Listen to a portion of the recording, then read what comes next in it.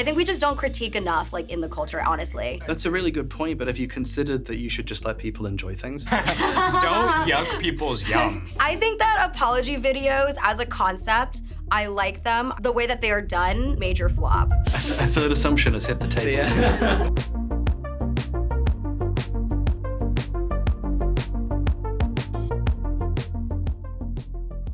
Hey guys, welcome to Assumptions. I am Spencer, who's going to be hosting this episode, and this episode is about video essayists. So let's go around and introduce ourselves. First, we have MINA. Hi, my name is MINA, and I do a lot of video essays on like fashion, media, culture, some light stuff. I'm Harry. I make videos about whatever interests me at the time, usually video games or some like horrible political thing.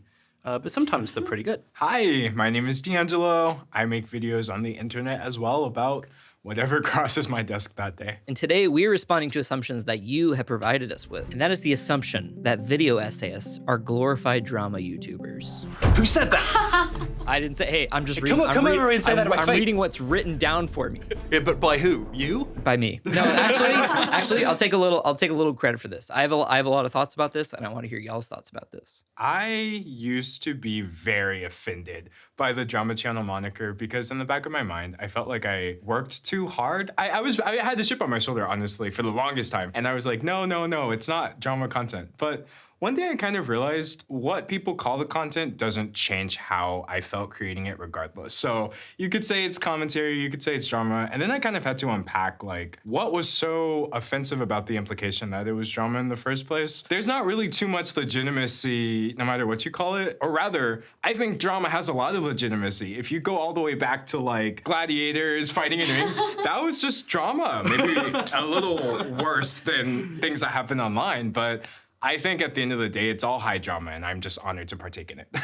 Because drama is such a nebulous term, we all maybe make drama videos of some kind. I've definitely had that leveled at me as well. But I look down on what I think of as a drama video, but of course I don't think I make them. I think everyone maybe has that internal clock. And I kind of respect people who are like, no, I make drama videos. People who are just willing to own it without us, where we very pretentiously like, who knows really? I'm like, I don't think I get like the accusation of being a drama channel a lot. I do get people saying like, why doesn't she like anything? Did people call you negative? You're so negative. Yeah, they call me negative. But like, the thing is like, my negative video, like my negative skewed videos tend to do better algorithmically. So it's actually everyone else who loves negativity. Because like, I think if you look at my page, like there are like some like pretty neutral stuff that's like sprinkled in, but they just don't get like peddled. They don't get peddled by YouTube's drama farm. I try to talk about things more holistically and not just like negative. But I think the issue is that like, because I do want positive engagement, I end up like using thumbnail phrases or like titling it in a way that makes it seem like it's a pan of something.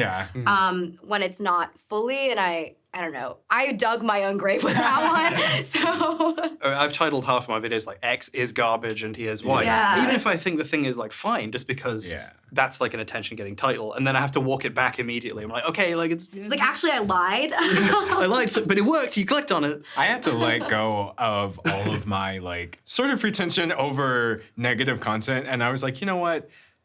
Either people are going to click into this video and they're not. And if I name the video, I have a neutral feeling about this topic, but I still think it's worth discussing. Or if I say this is literally trash and it's a 45-minute video, which one would I click? And so I sort of realized like, I have no idea why I'm so concerned about like these labels. This was, I had to work through all this years ago. And when I came back recently to YouTube, I was like, you know what? I'm just going to go with the maximum engagement. As long as it's an accurate representation of what people can expect to find in the video, I don't really care about like the title, the thumbnail. Video essayists just turn on the camera and yap. They don't do any second takes. I recorded the plagiarism video in one continuous 4-hour take with no edits. Do you drink water?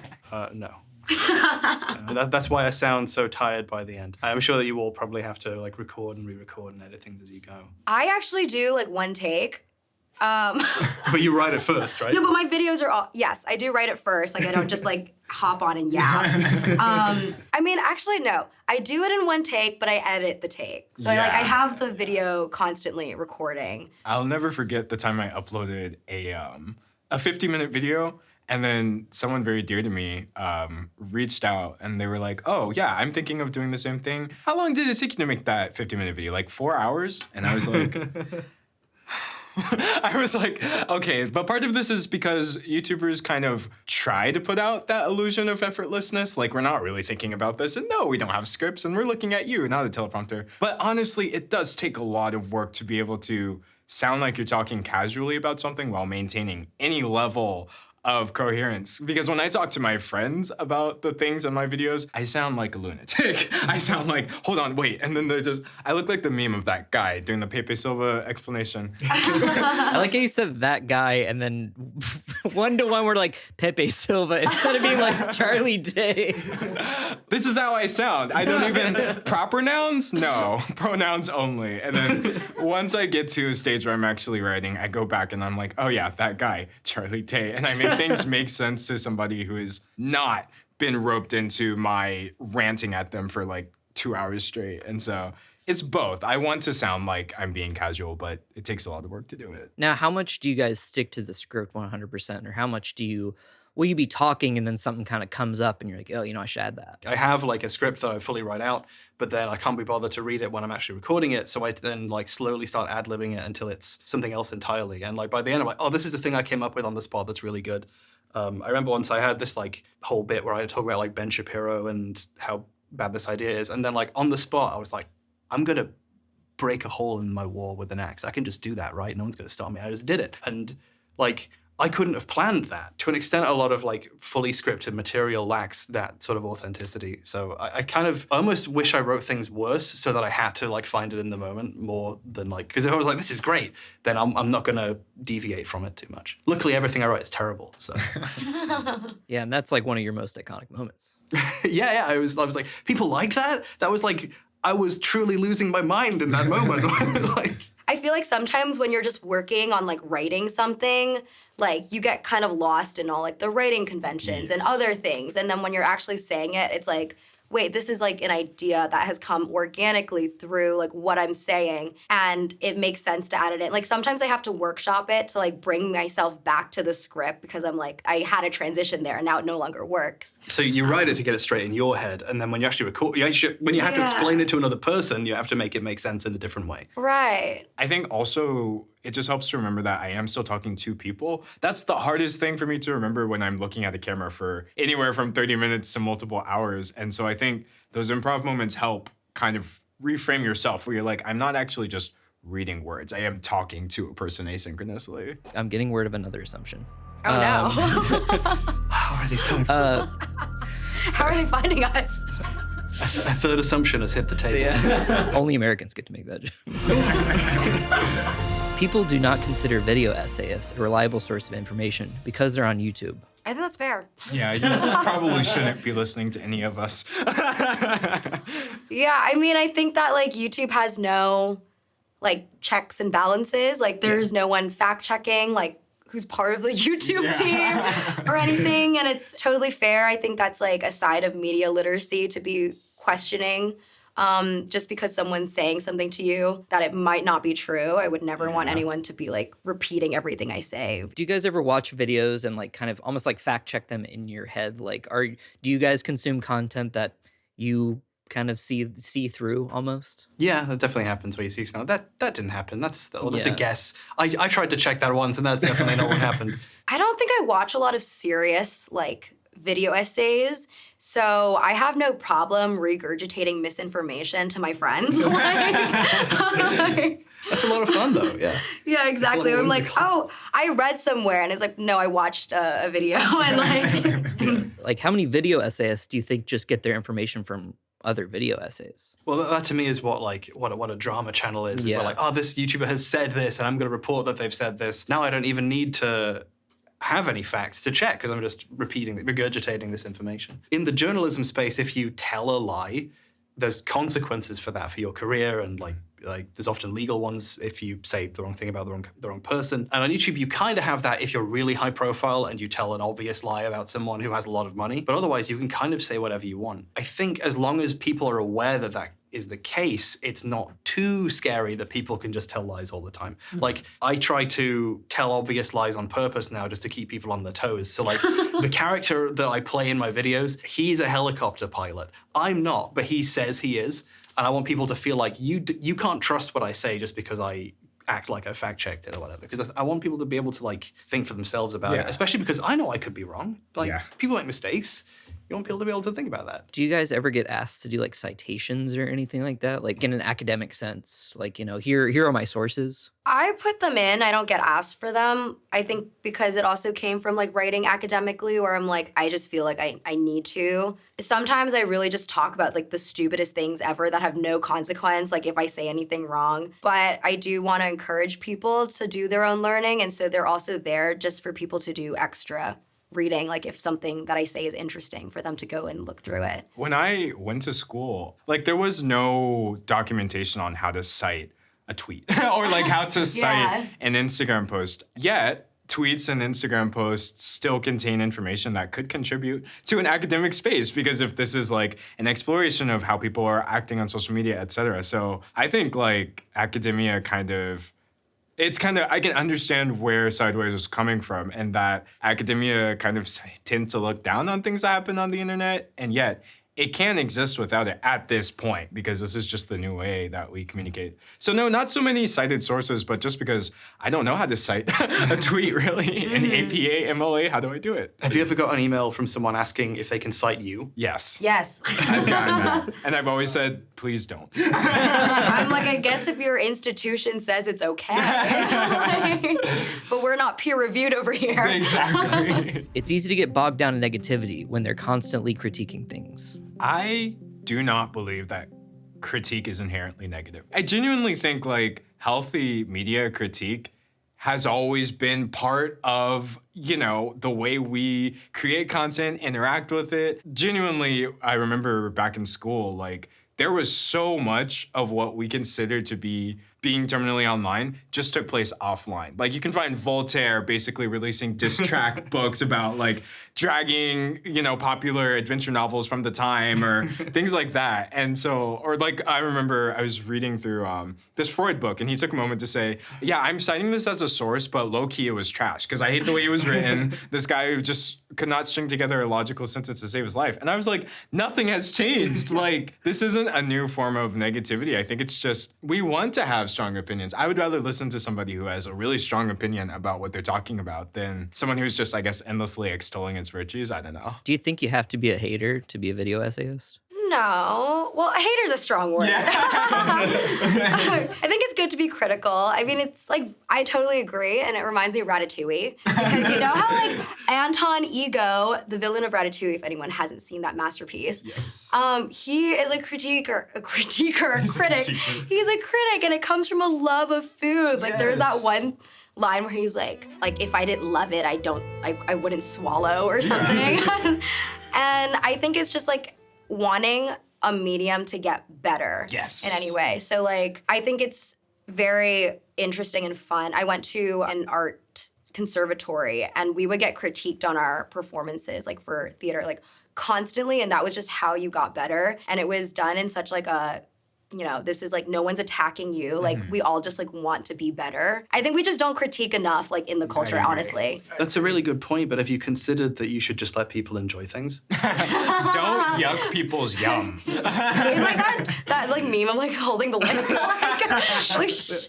When people say that, it's like, yeah, but people love watching people be negative, so just let people enjoy this. Right? Some people seem to think like multiple things cannot be true. Maybe something can be so cool to so many people, and yet someone else can have a totally different take on it. It's an easy trap to fall into as well because it can kind of feel very personal. Because again, I want people to feel strongly about it. That leads to, I feel like, conflating, oh, by attacking this, you are actually attacking me.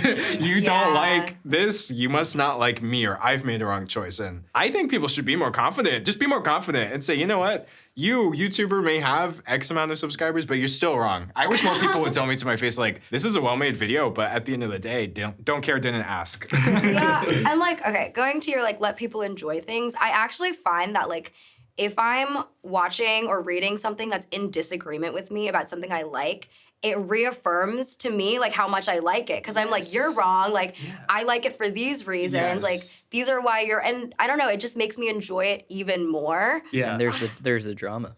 Yeah. Like, The drama. hating has been a dominant part of human culture since the dawn of mankind 2,000 years ago. I was reading this great book by Dante, but called Inferno, if any of you heard of it. And, What is that? It's just a list of like the, all the different circles of hell and all the specific people he knows who were alive at the time of writing and which hell they're going to. It's like, this is just a 100,000-year-old shitpost. Like you can't, like people would be calling that guy a hater now, but instead it's like the foundation of most of Catholics' beliefs. It's like in the classic canon. Our next assumption is it can be frustrating to compete with content farm channels. Aren't content farm channels low-key trying to compete with us? Like to have to hire an entire team of people to try to get out something that maybe starts to approach. But in a way, I can't lie, it's kind of flattering. I feel like it's two completely different bubbles that we're trying to reach. And I, in many ways, don't feel too threatened because I feel like multiple things can be true at once and just multiple types of videos can appeal to multiple kinds of people.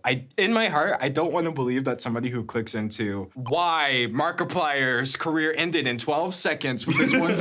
I like to believe that's a different person than is going to click into a 2.5-hour video about some influencer I made that no one knows about. Speak for yourself. I like to believe that like content farm channels can reach the people I was never going to reach anyway, and I'll stay over here in my corner where I make one video every now and then and not, 12 every hour. I don't consider content farms competition. Sorry. My algorithm knows I don't watch it, so I kind of forget they exist. But that like the internet is so big, and I feel like what I've learned over the years too is that like there's just so much fragmentation. And so like they're minding their own business. Like unless they make content about me, I guess, then like I'm not really like aware of it. I don't know, again, like as you were saying, how many people that watch me watch them. Like I feel like it's just we're coexisting. Yeah. I run a channel where we put out 3 videos a week. That's borderline content farm. And it's like, and I am so jealous that like some of y'all get to put out like 1 video every couple months. And to me, it's not a competition. It's just, it is a coexisting where it's like, we're occupying 2 totally different spaces. And you're going to come to you guys for like these longer, more in-depth, very personal things where something else, a more, regular upload is going to be more, it's going to be less special, I think. Right. Like if you want to know your local farmers, we're them. Exactly. And I'm John But Walmart. I understand a convenient buy. Sometimes you just need a pack of Doritos. Sometimes you just need to just watch a Smosh Games video. Our next assumption is that video essayists get all their information from Wikipedia. When you can tell that someone has done that, it's really infuriating. There's a lot of essayists where, like, if you go on the Wikipedia page and you check the list of sources, then, that's everything that they've read. That's very disappointing. I think for me, it can start on Wikipedia, but that's about it. I need some sort of jumping off point for my own research purposes, whether that happens to be a wiki page or just me going down someone's Twitter profile and being like, what is happening? But no, I don't think that Wikipedia captures the vibe, I think, of what people are looking for on YouTube, because they could just go to Wikipedia. Like at the end of the day, if you just want an emotionless list of cold hard facts, which honestly Wikipedia is sometimes not that either. But no, there's not interesting enough things on there for me to only use it as a source. Video essayists love writing essays in high school and got all A's in English. I actually got a C on a presentation on Marie Antoinette, which I later made a video about because I said that she said, let them eat cake, and that was a lie. So I never liked writing essays in school because I had to do them. I did get all A's in English. I won't sit here and lie. But it's just because you got me. I don't know what to say. I love writing about things. I love a beginning, a middle, and an end. I always tell the story, but when I was a kid, reading and writing were the main things my mom was like, listen, this will get you out of any situation. And I didn't even have internet access. She was like, I'll take you to the library. You can learn whatever you want to learn, and you can convince people of whatever you believe if you are open to reading and you know how to structure something logically. You could start a cult. Yeah, I was gonna say, granted, she never should have shared this with me, a devious 5-year-old, because but at the same time, I'm glad she did, because I still believe it. It's, again, one of those really childish beliefs I hold on to. I think if I can just explain this properly, I can get anybody to understand sort of where I'm coming from. And so I saw essay writing in school as just an exercise in honing that skill of, like, maybe I don't necessarily care about, you know, the economic ramifications of this obscure bill that I just heard about 5 minutes ago. But I can maybe formulate a point about it and then find sources and back it up, et cetera. So yeah, no, it was bad. And I'm glad that I get paid for it now, because sometimes I just write things for no reason and I don't even share. I can't monetize it. It's just a compulsion. Video essayists try to cater to the BreadTube audience. What is Yeah, BreadTube? can we define BreadTube? BreadTube, it's a reduction of essentially like a leftist YouTube audience. Oh, yeah. I was just kidding all those times I said racism was bad. I just said that so people would follow me. Yeah, you're appealing to the woke. I was just trying to appeal to that woke audience. No, I think the thing about political content, because that does pop up, but if anything has any sort of crossover with anything related to the LGBT community or like certain figures that maybe also dabble in politics, I've taken an approach of it doesn't matter because all of this is political, and none of it should be political. There shouldn't really be any political implications of me respecting someone's pronouns in a video. The fact that there are is genuinely not my problem. So any sort of term that people want to level against me is fine, because I'm not even thinking about that. I'm just trying to make good content and not contribute to the part of the internet that's making everyone's life worse. I think when I first started, I made like a lot of disclaimers because people didn't know me yet and they like didn't know where I aligned, and it was really important for me to feel like I was creating a community of like-minded on specific important things. Like you can disagree with me on like Bridgerton or whatever.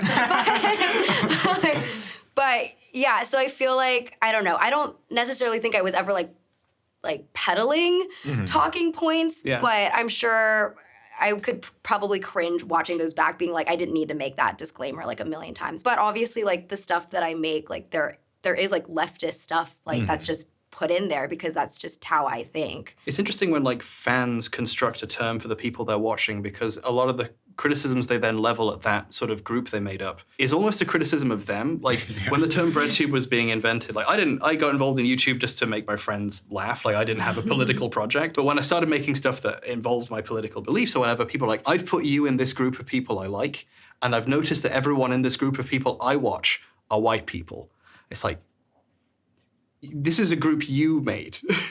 Like why would you make such poor choices of viewership and then get mad at me? I didn't make you do that. It is just tough when you're in a group that you don't have a say at what these other people are doing, but whatever they do, it now reflects on you, and you had no say in that. Oh, seriously though? Because this one YouTuber who you may never heard of makes similar videos to you, and I didn't see you criticize them. So you're basically supporting them.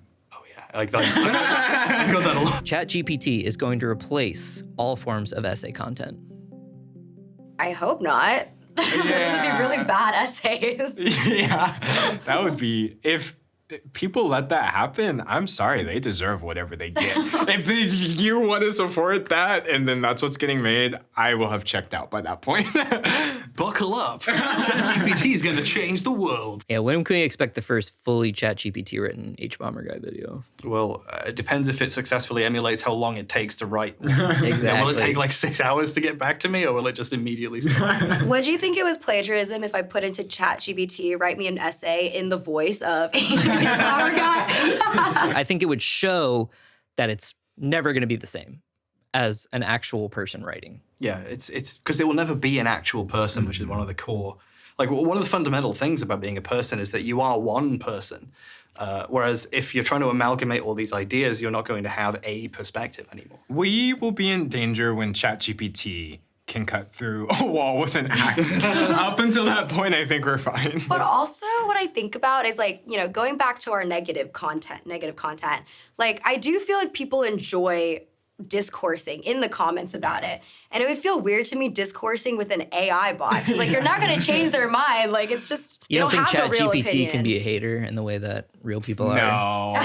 It doesn't have that They'd be real worse. hate. Yeah. They'd be saying crazy stuff. Like weren't there all those like AI chat bots that were like deprogrammed? Yeah. They were racist. Yes. No, they went from 0 to racist in like an hour. It was so bad. And that kind of awful. explains why ChatGPT is so nice and like quick to shy away. That really proves like if we have to put in this many fail safes so that something doesn't start literally promoting genocide, maybe it's not there yet. Why can't we get AI to do things that we don't want to do, like folding laundry and taking out the trash? Like, why are they taking jobs that people actually like Instead making of just art? pandering to BreadTube, there. They need to think bigger. Yeah, like we could be using this technology to make life better instead of like, oh, what if we just take away more jobs from artists? That should fix it. I kind of like in a post-scarcity utopia, there would be this joy to like, I got a machine to talk like me. Isn't this fun? And we could just look at it. But because these robots are competing for jobs that people need to live, it's just horrible. Now we have individually curated assumptions for each of you that, again, are coming from the ether. We don't know where these came from. This assumption is that it is impossible for Mina to just wear a casual outfit. This is casual, actually. Like, this is just a shirt. A shirt and a hat. Okay, I have mixed feelings about that personally because I actually do wear a lot of like casual stuff like on my day-to-day. Like if I'm going to the grocery store, I'm not gonna like put on makeup. I also don't think it's good to wear makeup every day, like for me, or to even get dressed like well every day. Just not get dressed, yeah. Naked colonies, like how I live. No, weirdly enough, like even though my presentation is such a big part of my videos, I feel like making videos has given me a lot of confidence about what I can offer aside from how I dress and how I appear, because I'm not gonna lie, like I use like some costuming bits to like get people to click. If they're like, oh, she's wearing like a puffy sleeve shirt and her title's like, I hate puffy sleeves, like that works. But because like of the way people respond to like, most of my comments are just like on what I'm actually saying. And it's less about like what I'm wearing, and that has been really nice. So I'll dress up because it's like, I want to, but I don't necessarily feel like in my day, like you can see me on the street and I'm looking like any other athleisure mom. So Harry has dozens of unfinished scripts at any given moment. Oh yeah, like constantly. Like every video has gone through so many drafts at this point, or has been in a box for years and years. Like the Deus Ex video, I tried to write and like had to start again once every 2 years. So like 6 years in, I finally got a finished videos version of a script. But I'm always working on like so many different things and like. Are you a Google Docs guy? Yeah. You just have folders and folders in there? Yeah, I used to have like Open Office or whatever, but it was, I'd have to keep track of the files and I would lose them. So thanks to the cloud, all my Thanks to the documents power are of easily ChatGPT. stealable. Like, yeah. And then we have one for D'Angelo, which I feel like could apply for Mina. D'Angelo had a huge Tumblr phase. That is not correct. I just thought of the Vine for a second. No, it's true. I don't. What's the point of sitting here and trying to lie? I had so many, because the issue is on Tumblr, you can have an infinite number of sub-Tumblrs. I had one for everything, honestly. Anything I was mildly interested in, which resulted in this really funny, just this anecdote where my father found my Tumblr account and he was like, I need to understand which of these posts you made and which of these you didn't, because some of these are unhinged. And I was like, no, I'm mostly a reblogger. And it was a lot. It was a lot for me, but yeah. I'm a reblogger, stop. I reblogged it, I didn't write it, I swear. I put the marijuana into my mouth, but I didn't inhale or whatever. Yeah, no, Tumblr was not good for me, and that's why I was drawn to it. Similarly, one could argue YouTube and having the ability to have people validate my hyperfixations isn't good for me either. But here we are. Do you guys have any assumptions about each other? What? I assumed you had hair and you were wearing a bald cap. No, I assumed you both were very intelligent. And you were proven wrong. and I genuinely believe you're intelligent people. This has been like a lot of fun, and it's a treat for sure. Thank you. I guess I assumed, similarly to the other person, that like there's nothing but super hot fire in your closet, whereas you have nothing but burnt lab coats in your closet. Super hot fire in a different way. Exactly. The product of a super hot fire. Yeah, it was a real stretch even dressing up for this. I had one nice pair of slacks, and I put this shirt on. I just washed it, so it was all crumpled up. And my producer saw me coming out of a spare room because I'm staying there for this, and she was like, "I'm gonna iron that shirt." So we were slightly almost late to this. We gotta have MINA style here. I would watch that what? video. I'm gonna have to click give notes. Instant click. I assumed you would all be way more intimidating. I assumed you. I think I have the sense that everyone else who does this knows more than me and just generally is more professional and like so much smarter that they'd see me and like, oh, it's this idiot, you know. That's so interesting because you've been doing this for longer than both of us. Exactly. I'm like, I'm baby. It turns out when you're the youngest person in the room for 10 years, you become the oldest person. Yeah. We have a fun segment to do. To wrap us up, we're going to do some on-the-spot essays. You guys will be given a topic, and you have to take a good or bad stance on them. You guys will have 60 seconds to argue your point. You know, this is great for me because you'll see how I actually do put a lot of work in the scripting. Let's go. You'll beat the allegations. Our first topic.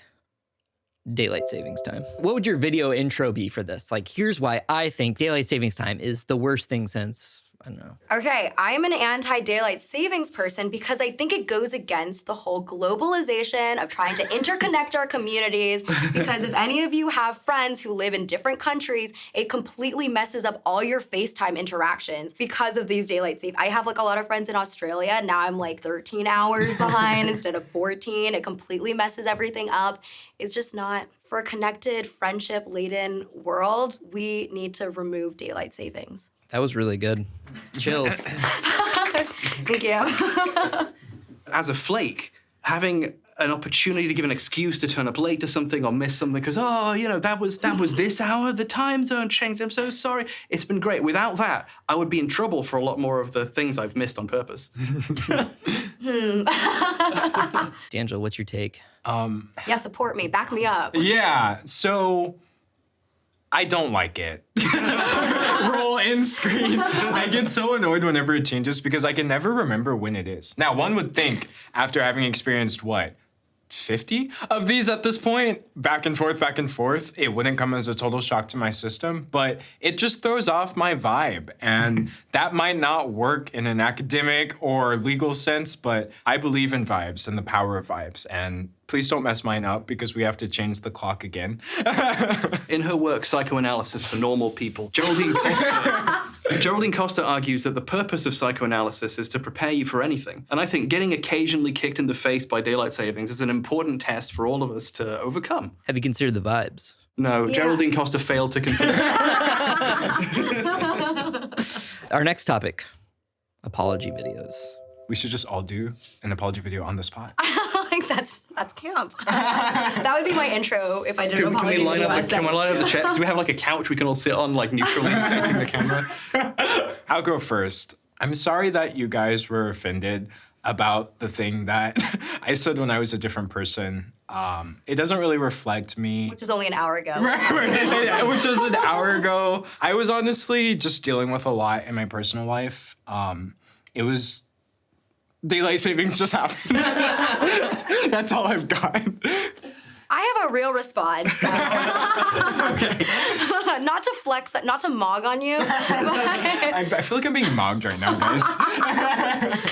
I think that apology videos as a concept, I like them. I like transparency and communication to audience. I also believe in what's the restorative justice. Mm-hmm. The way that they are done most of the time, for some reason, major flop. Yeah. Yeah, there's just this vibe of like, how do I make this not have happened, but without actually addressing that it did in fact happen? Right. It's like, oh yeah, people. There's so much negativity in me, the guy who like burns down buildings. People, can you like? I'd love to apologize to all the people who I've killed, but that would mean admitting I did it, and I don't want you to think I did it. So I'm sorry to everyone who feels burned to death by my actions. And then one final topic I'd like for y'all to discuss. plagiarism? Well, I have this 4.5-hour video I just watched. It wasn't very good. I didn't like. The guy seemed a little off. The vibes were off. The vibes were off. I recorded it during daylight savings. I was so tired. So true, bestie. You ate. Yeah. I aged. And then do we want to? like a fine wine, and much like wine tasting, you have to spit me out afterwards. Okay. Do you? Sorry.